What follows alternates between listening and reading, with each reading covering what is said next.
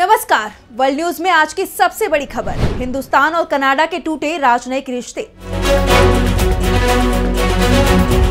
हिंदुस्तान और कनाडा दोनों ने ही अपने देश में तैनात एक दूसरे के 6 राजनयिकों को निष्कासित कर दिया है। कनाडा के प्रधानमंत्री जस्टिन ट्रूडो ने हिंदुस्तान पर एक बार फिर गंभीर आरोप लगाए हैं और इस बार उन्होंने हिंदुस्तान राजनयिक को निशाना बनाया, जिस पर हिंदुस्तान ने तीखी प्रतिक्रिया दी है। सबसे पहले इस बड़ी खबर पर आज हम करेंगे बात, लेकिन एक नजर उन खबरों पर जिन पर आगे होगी बात। पाकिस्तान में आज से एससीओ समिट की शुरुआत। इस्लामाबाद में लगाया गया लॉकडाउन, सुरक्षा सख्त। इजराइल का लेबनान और गजा पर हवाई हमला। हिजबुल्लाह का इजराइल पर पलटवार, दागे सैकड़ों रॉकेट। और चलते चलते बात उस बैंक क्लर्क की जिसने उड़ाई सरकार की नींद। अब विस्तार से बात आज की बड़ी खबर की। हिंदुस्तान और कनाडा के राजनयिक संबंध अब पूरी तरह से टूटते दिखाई दे रहे हैं। कनाडा के प्रधानमंत्री जस्टिन ट्रूडो के आरोपों पर हिंदुस्तान ने सख्त रुख अपना लिया है। एक तरफ ट्रूडो बिना किसी सबूत के दावा कर रहे हैं कि खालिस्तानी आतंकी हरदीप सिंह निज्जर की जान हिंदुस्तानी एजेंट्स ने ली है, लेकिन वो इसे लेकर कोई सबूत हिंदुस्तान को उपलब्ध नहीं करा पाए हैं।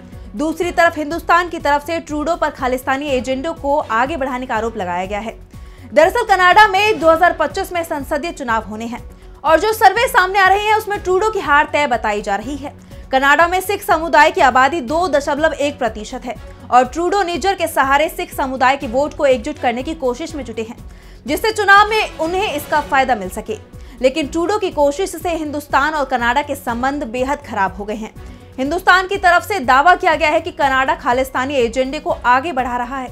खालिस्तानी समर्थक तत्व जो हिंदुस्तान में आतंकी गतिविधियों को बढ़ावा देने की कोशिश में जुटे हैं, कनाडा सरकार उनका खुला समर्थन कर रही है। और जब कनाडा पुलिस निज्जर मामले में हिंदुस्तान को घेरने में जुटी थी तो उसने खुद ही अपने पीएम जस्टिन ट्रूडो की पोल खोल दी और खुद स्वीकार कर लिया कि कनाडा खालिस्तानियों का समर्थन कर रहा है।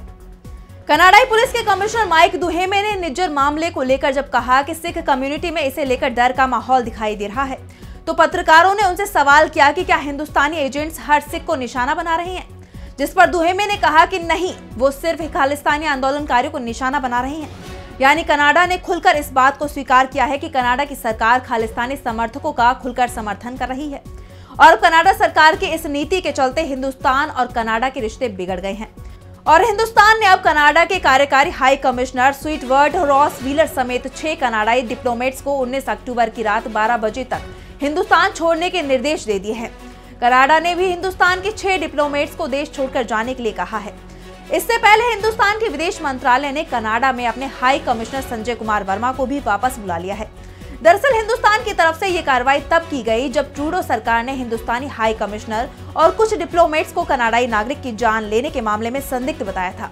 इसके बाद हिंदुस्तान ने दिल्ली में तैनात कनाडाई राजदूत को तलब कर कहा कि कनाडा ने जो आरोप लगाए हैं वो आधारहीन है। इसी दौरान हिंदुस्तान ने कनाडा में अपने हाई कमिश्नर अन्य डिप्लोमेट्स वापस बुलाने की जानकारी दे दी थी।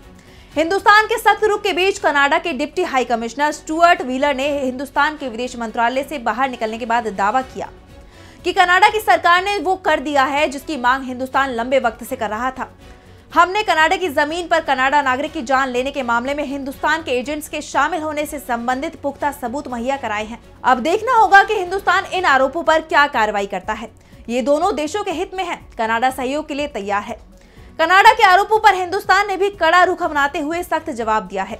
विदेश मंत्रालय ने कहा कि हमें कनाडा की सरकार पर भरोसा नहीं है कि वो कनाडा में तैनात हमारे हाई कमिश्नर संजीव वर्मा को सुरक्षा दे पाने में असफल होता दिख रहा है।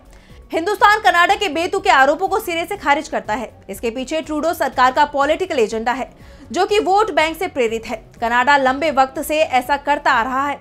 उनकी कैबिनेट में ऐसे व्यक्ति शामिल हैं जो हिंदुस्तान के खिलाफ चरमपंथी और अलगाववादी एजेंडे से जुड़े हुए हैं। ट्रूडो ने सितंबर 2023 में कुछ आरोप लगाए थे। इस आरोपों को लेकर हमारी तरफ से कनाडा सरकार से कई बार सबूत मांगे गए, लेकिन कनाडा सरकार ने एक भी सबूत साझा नहीं किया है और अब नए आरोप लगाए जा रहे हैं।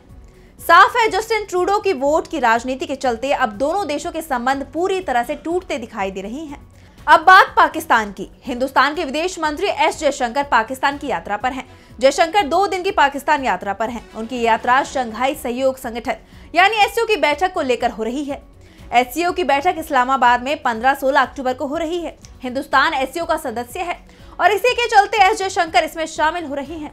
वैसे तो पाकिस्तान की तरफ से पीएम मोदी को यात्रा के लिए न्योता दिया गया था, लेकिन हिंदुस्तान के इस समय पाकिस्तान के साथ जैसे संबंध है, उसके चलते ये पहले ही माना जा रहा था कि पीएम मोदी शायद पाकिस्तान नहीं जाएंगे, और ऐसा हुआ भी। इसे लेकर पाकिस्तान के पूर्व प्रधानमंत्री नवाज शरीफ का बयान सामने आया है। शरीफ ने कहा कि मैं हमेशा से हिंदुस्तान के साथ अच्छे संबंधों का समर्थक रहा हूं। मुझे उम्मीद है कि हमारे रिश्ते को फिर से बेहतर बनाने का मौका मिलेगा। ये बहुत अच्छी बात होती अगर प्रधानमंत्री मोदी पाकिस्तान में एससीओ शिखर सम्मेलन में भी शामिल होते। मुझे उम्मीद है कि मोदी और हमें निकट भविष्य में एक साथ बैठने का अवसर मिलेगा। वैसे एस जयशंकर ने पहले ही कह दिया है कि वो पाकिस्तान जा रहे हैं, लेकिन मकसद सिर्फ एससीओ की बैठक है। पाकिस्तान के साथ रिश्तों पर किसी तरह की द्विपक्षीय बातचीत नहीं होगी। दूसरी तरफ पाकिस्तान ने भी साफ कर दिया है कि द्विपक्षीय बातचीत की डिमांड हमेशा मेहमान पक्ष से होती है, मेजबान की तरफ से नहीं होती है। अगर हिंदुस्तान की तरफ से डिमांड आती है तो पाकिस्तान इस पर विचार करेगा। मेजबान होने के नाते हम इस तरह का प्रस्ताव हिंदुस्तान के सामने नहीं रखेंगे। एससीओ समिट में हिंदुस्तान, चीन, रूस सहित 8 देशों के प्रतिनिधि शामिल होंगे और इसी के चलते इस्लामाबाद में सुरक्षा के सख्त इंतजाम किए गए हैं। इस्लामाबाद में लॉकडाउन लगा दिया गया है। पूरे शहर में 3 दिन के लिए छुट्टी की घोषणा कर दी गई है। अब बात मिडिल ईस्ट में चल रही जंग की। लेबनान और गजा पर इजराइल के हमले रुकते नहीं दिख रही हैं। इजराइल के हमलों का निशाना बेकसूर लोग बन रहे हैं। इजराइल के ताजा हमलों में लेबनान में 21 और गजा में 29 लोगों की जान चली गई है। अल जजीरा के मुताबिक इजराइल ने लेबनान के त्रिपोली में एक ईसाई इलाके एतोऊ में हमला किया। आमतौर पर इजराइल ईसाई इलाके में हमला नहीं करता है। एतोऊ में जिस अपार्टमेंट को निशाना बनाया गया उसमें दक्षिण लेबनान से पलायन कर आए लोग रह रहे थे। त्रिपोली लेबनान के सुरक्षित इलाकों में गिना जाता रहा है। हालांकि इजराइल ने पिछले हफ्ते पहली बार यहां एक शरणार्थी कैंप पर हमला किया था। इजरायली सेना ने इस हमले पर कुछ नहीं कहा है। इससे पहले इजराइल के पीएम बेंजामिन नेतन्याहू ने कहा था कि बेरूत समेत हर उस इलाके पर हमला किया जाएगा जहां हिजबुल्लाह के ठिकाने हैं। अल जजीरा की रिपोर्ट में यह भी बताया गया है कि इजराइल ने गजा में भी हमले किए हैं, जिसमें 29 लोगों की जान गई है। इजराइल ने दक्षिणी गजा में सलाह अल दीन मस्जिद पर बमबारी की थी। इजरायली सेना ने कहा है कि उसने नागरिकों के बीच छिपे हमास से जुड़े लोगों को निशाना बनाया था। हालांकि उसने कोई सबूत नहीं दिया। इजराइल ने कई बार भीड़ वाले शरणार्थी शिविरों और तंबुओं में बनाए गए शिविरों पर हमला किया। इससे कुछ घंटे पहले गजा पट्टी में एक अस्पताल परिसर पर इजरायली हवाई हमले में कम से कम 4 लोगों की जान चली गई थी। इजराइल के हमलों के बीच हिजबुल्लाह की तरफ से भी पलटवार हो रहा है। हिजबुल्लाह ने लगातार दूसरे दिन इजराइल पर रॉकेट की बरसात की है। इजरायली सेना ने कहा कि हिजबुल्लाह ने तेल अवीव समेत पूरे मध्य इजराइल के करीब 182 शहरों पर रॉकेट दागे हैं। हवाई हमलों से सायरन बजने लगे और सुरक्षा के डर से लोगों को बंकरों की शरण लेनी पड़ी। चलते चलते बताएंगे कि कैसे एक क्लर्क ने उड़ा दी पूरी सरकार की नींद। इटली के सबसे बड़े बैंक का इंटेसा में काम करने वाले 52 साल के क्लर्क विंसेंजो कोविएलो ने पूरी सरकार की नींद उड़ा दी है, जिससे देश की राजनीति में भी हड़कंप मच गया है। दरअसल कोविएलो ने बैंक में काम करते हुए देश के हर छोटे बड़े राजनेताओं के बैंक अकाउंट डिटेल खंगाल दिया है। इसमें प्रधानमंत्री जॉर्जिया मेलोनी का नाम भी शामिल है। अल जजीरा की रिपोर्ट के मुताबिक कई पॉलिटिशियन सदमे में आ गए हैं। उन्हें अब इस बात का डर सताने लगा है कि अगर इसकी जानकारी दुनिया वालों को पता चल जाएगी तो उनका क्या होगा। इसे लेकर विंसेंजो कोविएलो ने हैरान कर देने वाला जवाब दिया है। उसने बताया कि अपने काम से बोर हो चुका था, इसलिए मन को बहलाने के लिए बड़े बड़े नेताओं की बैंक डिटेल के बारे में पता लगाता था। ऐसा करने में उसे मजा आता था। वो फरवरी 2022 से ऐसा करता आ रहा है। उसने अब तक 6976 लोगों के बैंक डिटेल की जानकारी देखी है। वो ये देखता है कि किस मंत्री के खाते में कितना पैसा है, कौन सा पैसा कहां से आया है, किधर भेजा गया है।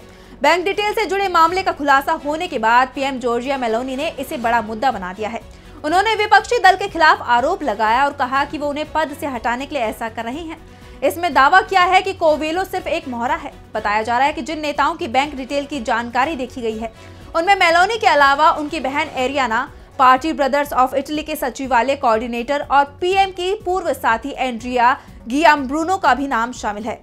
इसके अलावा डिफेंस मिनिस्टर गुइडो क्रोसेटो, पर्यटन मंत्री डेनियला सांतांचे, यूरोपीय मामलों के मंत्री राफेल फिट्टो और सीनेट के अध्यक्ष इग्नाजियो ला रूसा भी फहरिस्त में शामिल हैं। आज की वर्ल्ड न्यूज में इतना ही। आप देखते रहिए डीबी लाइव। नमस्कार।